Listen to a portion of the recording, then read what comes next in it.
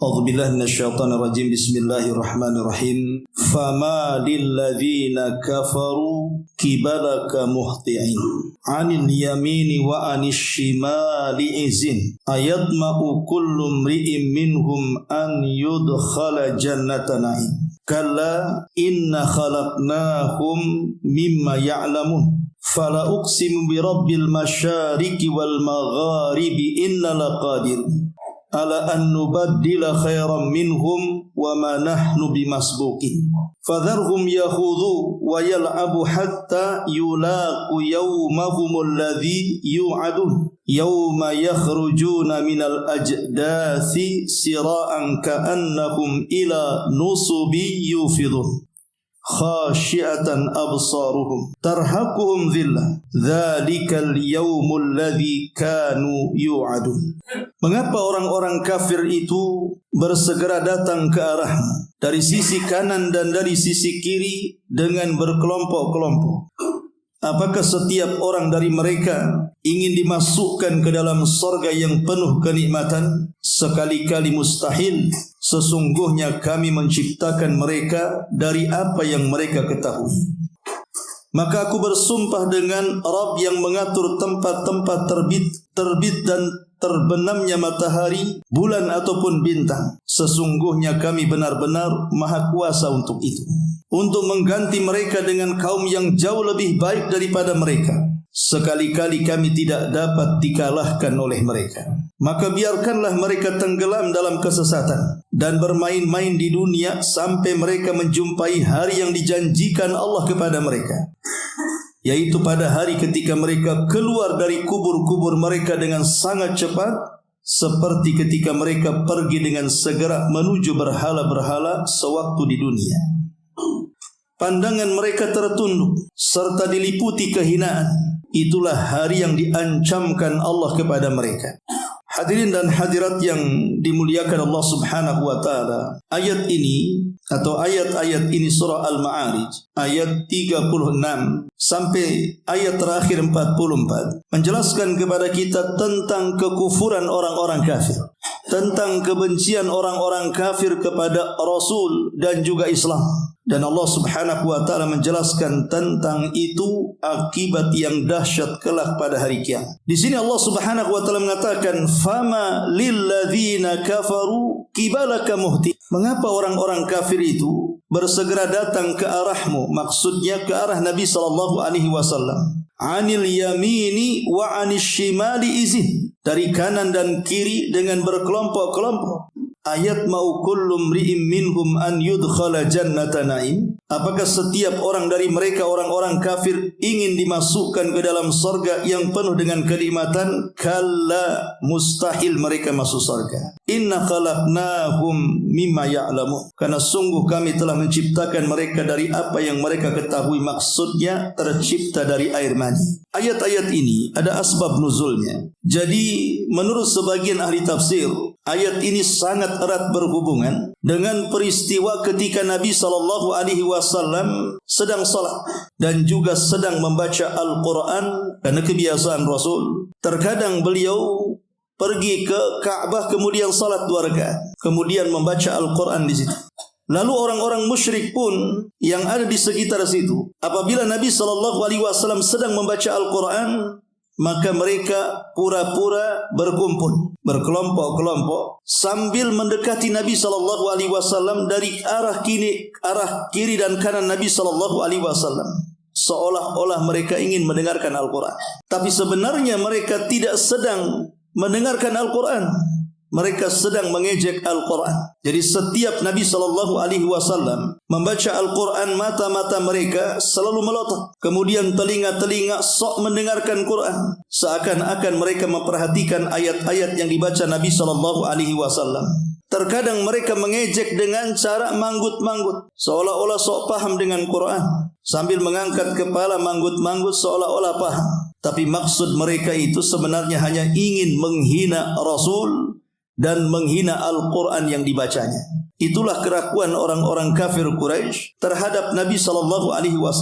Dan apabila kemudian Nabi SAW membaca Al-Quran yang berkenaan dengan sorga, di mana dalam ayat itu dijelaskan bahwa sorga diperuntukkan untuk orang-orang yang beriman, maka mereka pun kemudian mengolok-olok dan mengatakan, sesungguhnya sorga itu milik kami, bukan milik kalian. Dan mereka pun mulai sambil mengejek Nabi SAW, menutup telinga-telinga mereka, kemudian menutup wajah-wajah mereka. Kemudian setelah itu mereka menyingkir satu persatu. Maka di sini Allah Subhanahu wa taala mengatakan, "Fama lilladzina kafaru kibalaka muhtiin." Mengapa orang-orang kafir itu bersegera datang ke arahmu saat engkau membaca Al-Quran dan saat engkau salat? Anil yamini wa anis shimal, dari arah kiri dan kanan. Berkelompok-kelompok mendekati Nabi SAW. Berpura-pura untuk mendengarkan ayat Al-Quran padahal mereka sedang mengejek Rasul. Berpura-pura memperhatikan Al-Quran padahal mereka sedang mengolok-olok kalamullah. Anil yamini wa anis shimali izih. Ayat ma'u kullu mri'in minhum an yudkhala jannata na'im. Apakah setiap orang dari mereka, orang-orang kafir itu ingin dimasukkan ke dalam sorga yang penuh dengan kenikmatan? Saya katakan tadi, apabila Nabi menceritakan sorga dalam Quran, maka mereka akan menyanggah bahwa sorga yang kau ceritakan wahai Muhammad itu milik kami, bukan milik kalian. Itu milik kami, kami yang akan masuk sorga, bukan kalian yang akan masuk sorga. Maka Allah mengatakan, kalla, sekali-kali tidak. Mustahil kalian bisa masuk surga. Mustahil kalian akan diberikan nikmat oleh Allah Subhanahu wa taala, karena inna khalaqnahum mimma ya'lamun. Bukankah kami telah menciptakan mereka orang kafir itu dari setetes air mani? Maksudnya adalah orang-orang kafir ini sebenarnya mereka tidak yakin adanya kehidupan setelah kematian. Mereka sebenarnya tidak yakin ada hidup setelah kematian. Bagi mereka hidup ya hidup. Kalau sudah mati selesai. Yang menghidupkan dan mematikan mereka hanya masa yang berjalan. Jadi setelah kematian tidak ada apa-apa. Ya sudah mati-mati. Jadi bangkai, jadi tulang belulang dimakan tanah. Selesai sampai di situ. Tidak ada namanya hisab. Tidak ada yang namanya mizan. Tidak ada namanya sirat. Tidak ada namanya jannah dan nar. Tidak ada. Mereka menganggap seperti itu. Tapi kenapa kemudian mereka mengatakan bahwa kami yang berhak masuk surga di antara kalian? Kalimat ini hanya sekedar mengejek. Mereka mengolok-olok Al-Quran yang dibaca Nabi SAW. Dan sekalipun mereka menginginkan masuk ke dalam sorga, maka Allah mengatakan, kalla, mustahil kalian masuk sorga. Bukankah kalian diciptakan dari air mani sama dengan yang lain? Seolah-olah Allah Subhanahu wa taala ingin mengatakan kepada mereka, kalian tidak ingat dulu kalian tidak ada. Kalian tidak ingat kalau dulu kalian itu tidak tercipta. Lalu Allah Subhanahu wa taala menciptakan kalian sehingga menjadi ada. Dan itu sanggup bagi Allah Subhanahu wa taala. Kalau Allah mampu menciptakan dari ketidakada menjadi ada, maka Allah lebih sanggup lagi menciptakan yang sudah ada kemudian mati dan Allah adakan kembali. Bagi Allah itu sangat mudah. Jadi Allah Subhanahu wa taala ingatkan mereka, inna khalaqnahum mimma ya'lam. Sekali-kali tidak, sesungguhnya kami menciptakan mereka dari apa yang mereka ketahui, maksudnya dari air mani. Setetes air mani yang sangat menjijikkan. Dari sini kita tahu juga bahwa faktor lahiriah itu tidak mungkin menghantarkan mereka orang-orang kafir masuk surga. Kalian sudah tahu kami ciptakan kalian dari apa? Dari air mani. Jadilah seperti kalian yang kufur kepada Allah. Apakah jenis kalian, badan kalian, rupa kalian pantas masuk surga? Ingat, surga itu bukan diperoleh lewat fisik yang indah. Surga itu tidak mungkin diperoleh lewat badan yang kuat, yang kekal. Tidak. Tapi surga itu diperoleh dengan iman, amal dan takwa kepada Allah Azza wa Jalla. Karena Nabi SAW mengatakan, inna allaha la yanzuru ila suwarikum wala ila ajsadikum walakin yanzuru ila qulubikum wa a'malikum. Allah tidak akan melihat rupamu, juga Allah tidak melihat jasadmu. Yang Allah Subhanahu wa taala lihat adalah hati-hati kalian dan juga amal-amal kalian. Itulah yang Allah Subhanahu wa taala lihat. Lalu apa yang dibanggakan? Toh saya dan Anda juga diciptakan dari air yang sama, air mani. Kemudian kita sama-sama remaja, kemudian dewasa, kemudian tumbuh seperti sekarang. Apa bedanya saya dengan Anda? Badan itu tidak bisa membedakan. Dalam Islam, rupa itu tidak bisa membedakan satu dengan yang lainnya. Kalau rupanya ganteng dia mulia, rupanya tidak ganteng dia tidak mulia. Islam tidak memandang kemuliaan dengan rupa. Atau kalau fisiknya kuat, bodinya bagus, six-pack dan begitu seterusnya, Anda dikatakan mulia. Adapun yang letoy bahasa kitanya, badannya juga tidak bertenaga, kita katakan hina. Tidak, Islam bukan itu barometernya. Makanya dengan tegas Nabi SAW mengatakan dalam khutbatul hajah, ketika beliau sedang melaksanakan haji wada dan sedang berada di Arafah, Nabi mengatakan, ayyuhan nas, la fadla bainal arabi wal ajam walal aswad alal ahmar illa bitaqwallahi azza wajalla. Wahai manusia, tidak ada bedanya Anda mau orang Arab, Anda mau bukan orang Arab, Anda yang berkulit hitam, Anda yang berkulit merah, putih, hitam dan begitu seterusnya. Yang membedakan adalah ketakwaan kalian kepada Allah Subhanahu wa taala. Dan sorga itu hanya diperuntukkan untuk orang-orang yang bertakwa, bukan orang-orang kafir. Seolah-olah Allah katakan seperti itu, kalian tidak layak masuk sorga. Kalau masuk sorga itu hanya karena dilahirkan dari setetes air mani, itu bukan tujuan Allah menciptakan kita dan menciptakan sorga. Tapi tujuan Allah menciptakan kita ini untuk beribadah. Dengan ibadah itulah kita bisa masuk sorga. Wa ma khalaqtul jinna wal insa illa liya'budun. Tidaklah kami ciptakan jin dan manusia kecuali mereka disuruh untuk beribadah kepada Allah Subhanahu wa taala.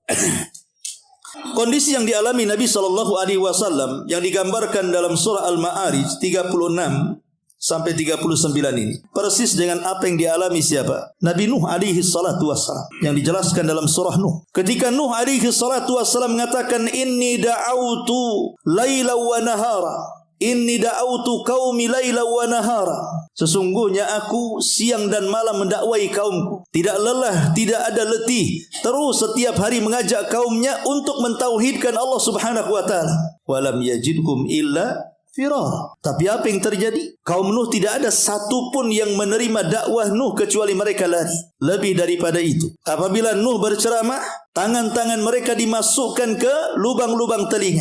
Tidak cukup sampai itu, washtaghaw siyabahum, mereka pun menutup siyabahum, menutup pakaian-pakaian mereka di wajah-wajah mereka. Apabila Nuh makin lantang berdakwah, mereka pun kemudian menyahut seolah-olah jangan sampai suara Nuh kedengaran dengan jelas. Wastakbaru istikbara wa asarru wastakbaru istikbara. Mereka berlaku sombong dan terus menentang dakwah Nuh alaihi salatu wasalam. Itulah yang dialami Nabi sallallahu alaihi wasallam.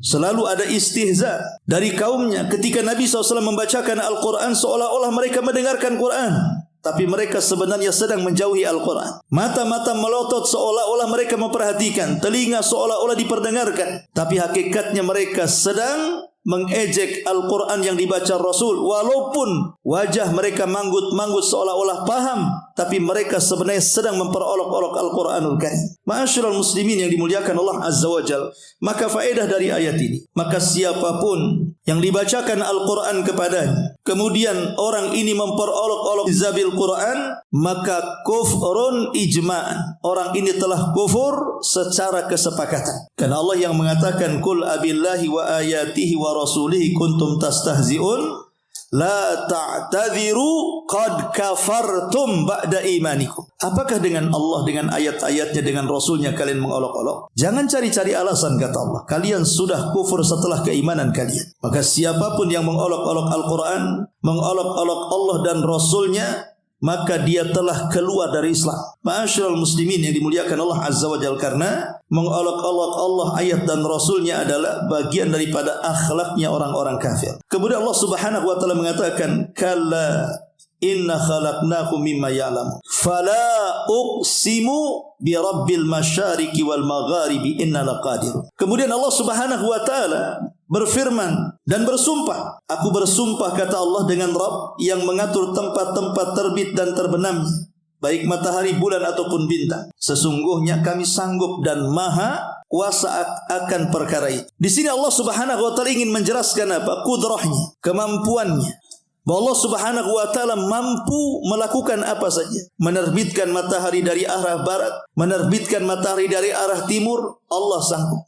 Menenggelamkan dari arah barat atau menenggelamkan dari arah timur, Allah sanggup. Dan itulah yang tidak disanggupi oleh para pengaku Tuhan. Ketika Ibrahim berdebat dengan Namrud. Kemudian Namrud mengatakan, sif lana rabbaka ya Ibrahim. Sifatkan Rabbmu seperti apa wahai Ibrahim. Maka Nabi Ibrahim mengatakan, Rabbku adalah yuhyi wa yumit. Dia zat yang mematikan seseorang dan menghidupkan seseorang.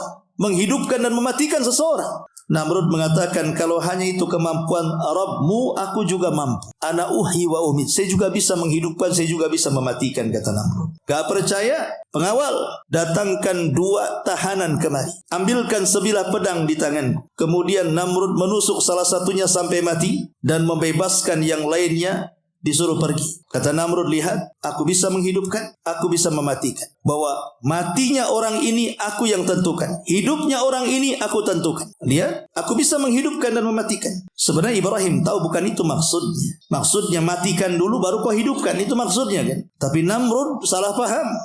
Tapi Ibrahim tidak melanjutkan perkara ini, karena ini soal urusan darah masalah.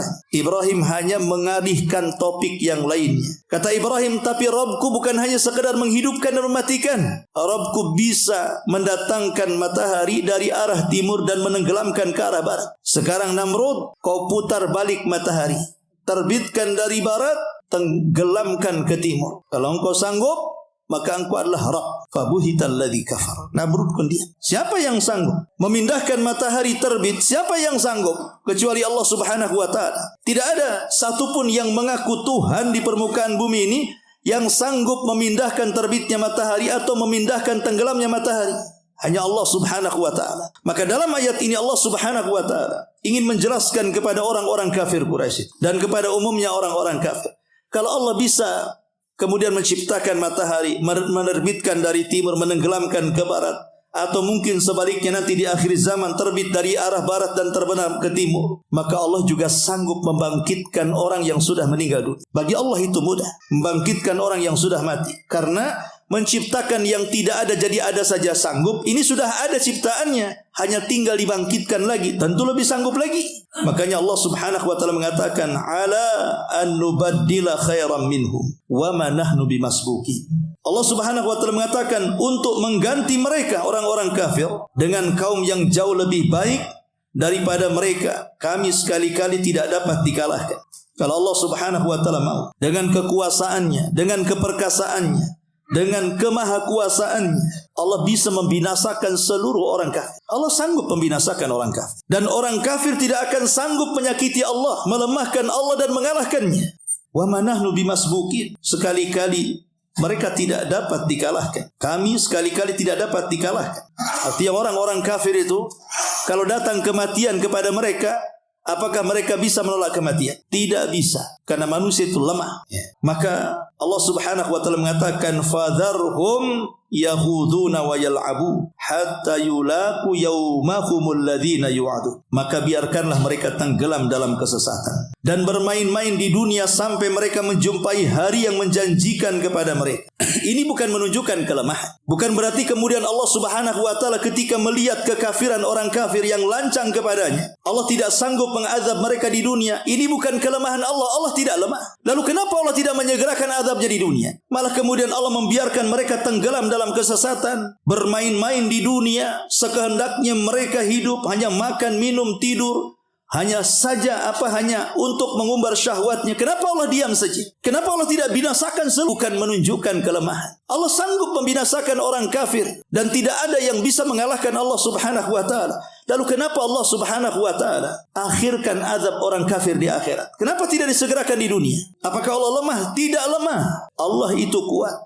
Lalu kenapa Allah tidak mengazab orang kafir di dunia, malah kemudian diundur waktu pengazabannya setelah kematiannya? Tentu Allah itu melakukan sesuatu yang kedua karena ada rahmat dari perbuatan. Di antaranya boleh jadi Allah Subhanahu wa taala memberikan waktu kepada orang-orang kafir. Taubat atau tidak? Tetap di atas kekufurannya atau kembali kepada tauhid? Allah memberikan waktu kepada mereka atau sengaja Allah Subhanahu wa taala menumpuk-numpuk dosa-dosa mereka biar makin segunung dosanya, nanti mudah untuk diazab dan tidak ada alasan. Jadi Allah berbuat seperti itu bukan karena kelemahan, tapi karena ada hikmah dan rahmat. Ada keadilan di situ. Allah tidak langsung membinasakan mereka karena rahmatnya. Terkadang Allah membiarkan mereka karena banyak juga orang-orang kafir yang sangat kufur kepada Allah Subhanahu wa taala, belakangan mereka dapat hidayah. Contoh umpamanya para sahabat Nabi SAW. Banyak mantan-mantan kafir dan musuh-musuh Nabi.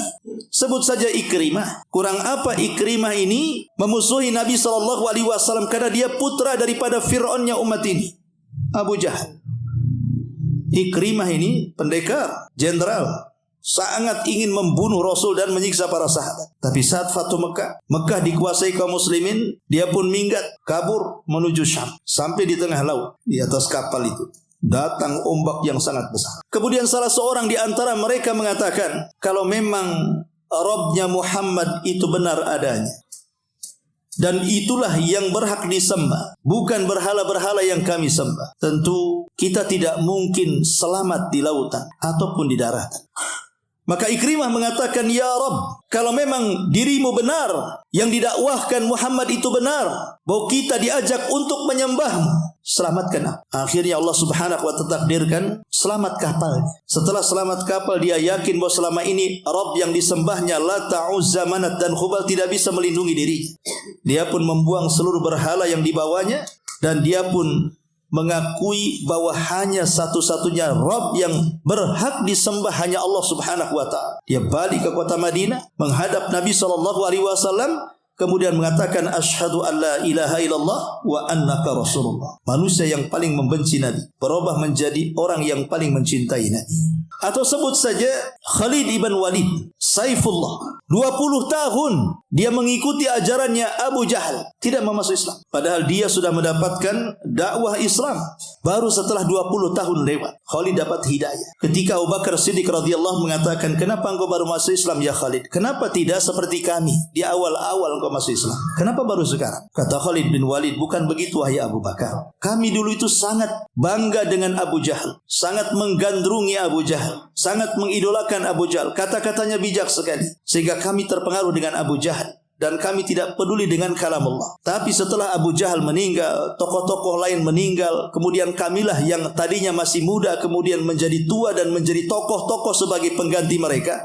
Tidak ada yang mempengaruhi kami lagi. Baru kami berpikir, Muhammad itu benar ataukah ajaran kami yang benar? Setelah kami merenung lama dan kami membanding-banding bahwa ajaran Muhammad jauh lebih benar dibandingkan ajaran kami. Sebab itulah aku masuk Islam telat.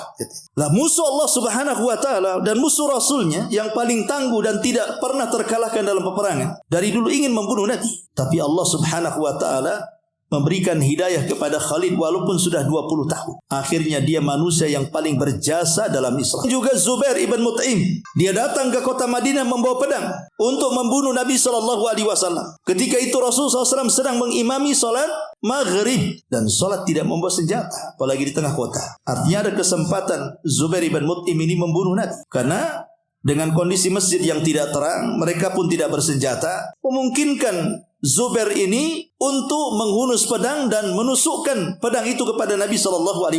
Tapi saat Rasul SAW dalam salat maghrib membaca surah Thaha sampai kepada ayat am khuliqu min ghairi syai'in am humul khaliqun am khalaqus samawati wal ardi bal la yuqinun. Apakah berhala itu diciptakan dari segala sesuatu, ataukah mereka tercipta begitu saja? Ataukah berhala itu yang menciptakan langit dan bumi? Bahkan orang-orang musyrik pun tidak yakin dengan keyakinannya. Ketika mendengar ayat ini dibacakan, apa kata Zubair?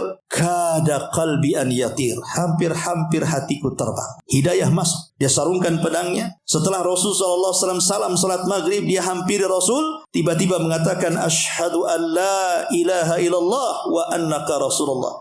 Ya Rasulullah, dahulu tidak ada manusia yang paling aku benci kecuali kamu, tapi sekarang tidak ada manusia yang paling kucintai kecuali dirimu. Dari kisah-kisah ini kita tahu kenapa Allah Subhanahu wa ta'ala tidak mengazab orang-orang kafir di dunia. Bahkan di antara mereka ada yang dibiarkan begitu saja, bahkan diberikan kesehatan, diberikan rizki, diberikan ilmu pengetahuan, berjalan ke kiri ke kanan dan begitu seterusnya. Karena ada hikmah dan juga rahmat. Allah memberikan kesempatan mereka. Mau tobat atau tidak? Kalau tobat, kami terima. Kalau tidak tobat, maka azab kami siap-siap ditimpa. Ma'asyiral muslimin yang dimuliakan Allah Subhanahu wa ta'ala. Fadharhum yahudu wa yal'abu hatta yulaqu yawmahumul ladzi yu'adun. Maka biarkanlah mereka tenggelam dalam kesesatan, bermain-main di dunia sampai mereka menjumpai hari yang telah dijanjikan kepada mereka. Hari apa? hari perhitungan di hadapan Allah Subhanahu wa taala. Karena kita ini akan berjumpa dengan Allah Subhanahu wa taala. Baik dalam keadaan Allah redha dengan kita atau Allah murka dengan kita. Setiap manusia pasti akan berjumpa dengan Allah. Taqwa rabbihim. Orang yang yakin saat dia salat dia jumpaan kita. Allah berlangit, pintu-pintunya akan terbuka dari langit pertama sampai langit ke-7. Diangkatnya ruh ini sampai berjumpa dengan Allah Subhanahu wa taala.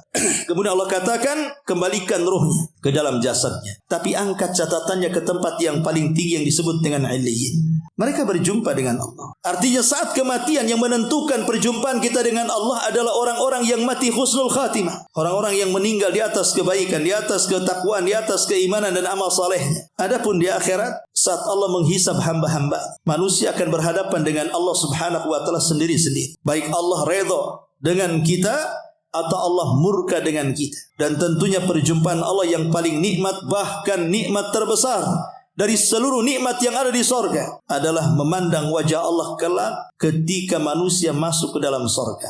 Dan itu kenikmatan yang luar biasa, lebih nikmat dibandingkan sorga itu sendiri. Memandang wajah Rabb yang selama ini menciptakan kita, memberikan rizki kepada kita, membimbing kita, mengarahkan kita, memberikan penglihatan, pendengaran, akal dan yang semacamnya.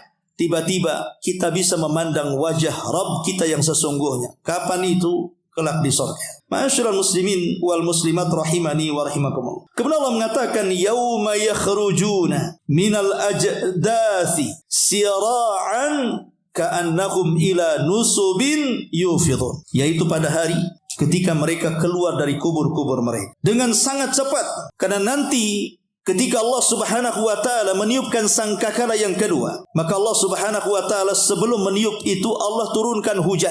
Hujan inilah yang kemudian mengenai setiap tulang ekor manusia yang sudah binasa. Tiba-tiba sekali tersentuh air, semua jasad kembali utuh. Dari tulang belulang, dari tulang ekor itulah Allah ciptakan kembali manusia. Setelah kemudian Allah Subhanahu wa taala utuhkan manusia, jasad mereka yang sebelumnya sudah hancur, sudah dimakan cacing tanah, bahkan sudah tidak ada lagi sisanya, hanya butiran-butiran kecil dari tulang ekor manusia. Maka Allah kembalikan sampai Allah mengatakan, wa akhrajatil ardu athqalaha. Kami keluarkan beban-beban isi bumi dilempar ke permukaan. Maksudnya jasad-jasad yang sudah diciptakan dilempar ke permukaan. Wa alqat ma fiha wa takhallat. Setelah itu kemudian Israfil meniup sangkakalanya. Tertiup itulah maka gerbang pintu-pintu ruh yang ada di Illiyin terbuka dan pintu-pintu ruh yang ada di Sijin terbuka. Karena saat kiamat ruhnya orang-orang yang beriman diletakkan di Illiyin dan ruhnya orang-orang kafir munafik diletakkan di Sijin. Ketika tiupan yang kedua terbukalah itu gerbang. Kemudian ruh keluar melesat menemui jasadnya masing-masing. Kuasa Allah, tidak ada satupun ruh yang tertukar dengan badannya. Padahal kita tahu makhluk dari sejak Adam sampai yang terakhir mati, siapa yang tahu jumlah mereka? Tidak ada yang tahu kecuali Allah Subhanahu wa taala jumlahnya. Tapi kuasa Allah, ruh yang dimasukkan ke dalam jasadnya tidak ada yang tertukar. Semua masuk ke jasad masing-masing. Itulah yang disebut dengan yauma yakhrujuna minal ajdathi sira'an. Pada hari ketika mereka keluar dari kubur-kubur mereka dengan cepat dan mereka dibangkitkan kembali. Saat dibangkitkan manusia, Allah Subhanahu wa taala sebutkan di dalam surah Al-Qariyah, mereka seperti laron yang berhamburan dan berterbangan. Artinya saat dibangkitkan mereka sudah tidak tahu, kayak mabok. Tidak tahu di mana mereka berada, harus kemana mereka pergi, harus mereka kemana mereka lari. Semuanya linglung. Makanya Allah mengatakan, wa taran nasa sukara wa ma hum bisukara. Kau lihat mereka mabok, padahal mereka tidak mabok. Akhirnya lari ke sana kemari enggak karuan. Sampai datang panggilan, baru manusia yang lari ke sana kemari akhirnya terfokus mendekati dan berkumpul di satu titik panggilan. Itulah yang disebut dengan padang mahsyar. Mahsyarul muslimin yang dimuliakan Allah Azza wa Jalla. Kemudian Allah mengatakan ka'annahum ila nusubin, dalam qiraah ka'annahum ila nasbin yufidun. Ketika mereka pergi, ketika mereka keluar dari kubur-kubur mereka dengan cepat, mereka keluar seperti pergi dengan segera hala sewaktu di dunia.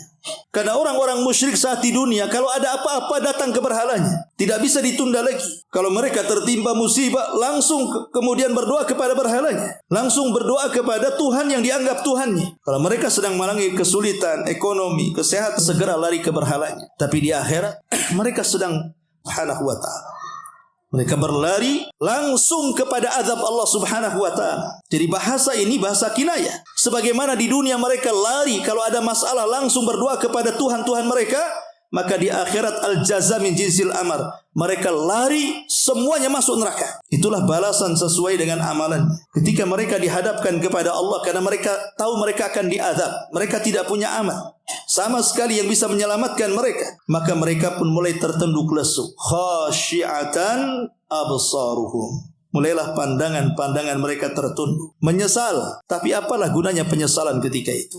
Tarhaquhum dhillah, wajah-wajah mereka diliputi kehinaan, keputusasaan. Mereka hanya bisa menerima dengan putusan saja. Apa yang bisa mereka bela sekarang? Dia diancamkan kepada mereka orang-orang kafir dan mengatakan, Yahud, engkau selalu mengancam kami dengan azab dan azab, agar kami bertauhid kepada Allah Azza wa Jalla.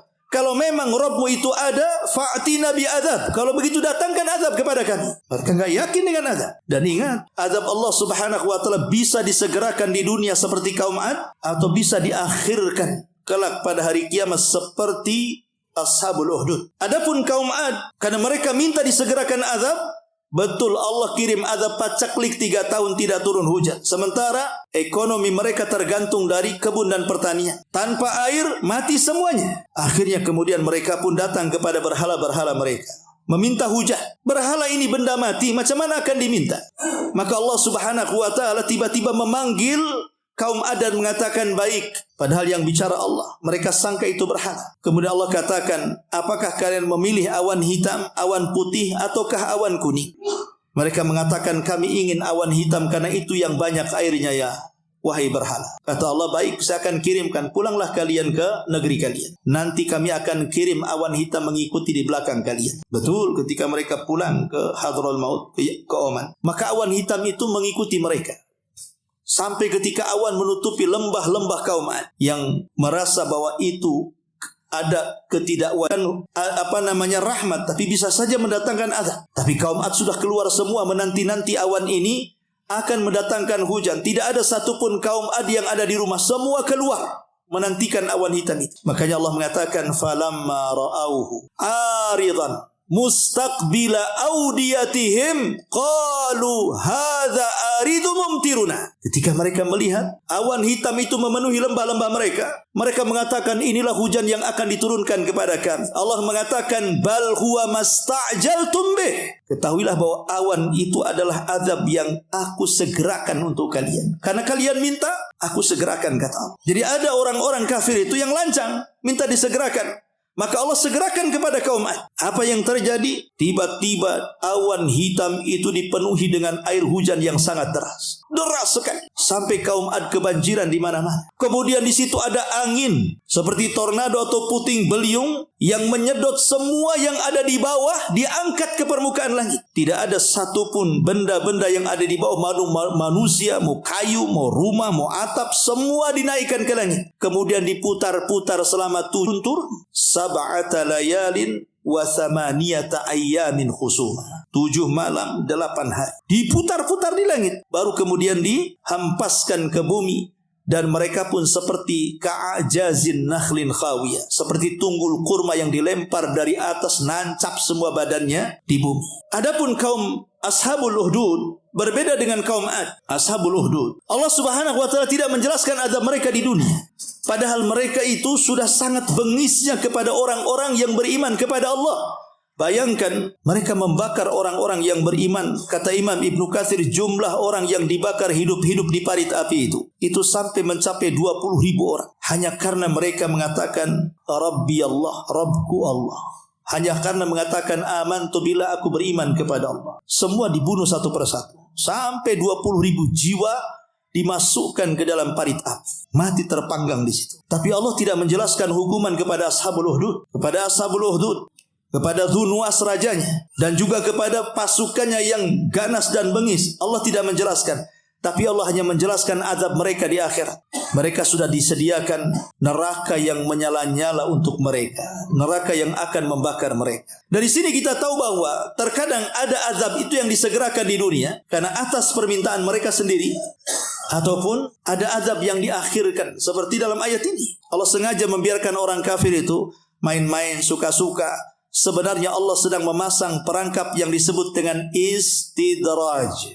Istidraj itu Allah memberikan nikmat di atas kekufuran. Badannya sehat padahal tidak salat. Hartanya luas padahal tidak pernah ibadah. Semua urusannya dimudahkan padahal tidak pernah dia sujud kepada Allah Subhanahu wa taala. Umurnya dipanjangkan, badannya disehatkan, hartanya diluaskan padahal maksiatnya setiap hari. Itu namanya istidraj. Makanya kata ulama, hati-hati. Kalau seandainya Allah mudahkan ekonomi kita, Allah sehatkan badan kita, Allah panjangkan umur kita, Allah mudahkan urusan kita, sementara kita tidak beribadah kepada Allah Subhanahu wa taala, fa'lam annahu istidraj. Ketahuilah itu adalah istidraj. Kita harus takut. Kok aku enggak sholat tapi ekonomiku lancar? Kok aku enggak sholat kok badanku sehat-sehat saja? Kok aku enggak sholat kok umurku panjang? Ingat, itu istidraj namanya. Kenapa Allah lakukan? Apakah Allah tidak sanggup untuk mengazab mereka di dunia? Allah sanggup sekali lagi. Tapi ada perkara-perkara yang diulur-ulur oleh Allah Subhanahu wa taala azabnya karena rahmat kasih sayang Allah Subhanahu wa taala memberikan kesempatan mereka untuk bertobat, atau sengaja Allah membiarkan mereka menumpuk-numpuk dosa sekali supaya sekalian diazab dengan seazab-azabnya di akhirat. Jadi ada dua kemungkinan. Ma'asyiral muslimin yang dimuliakan Allah Subhanahu wa taala. Inilah di antara tafsir singkat dari surah Al-Ma'arij. Afwan, sebelumnya saya juga ada acara malam ini. Ini saja yang bisa sampaikan. Subhanallah wa bihamdika asyhadu an la ilaha illa anta astaghfiruka wa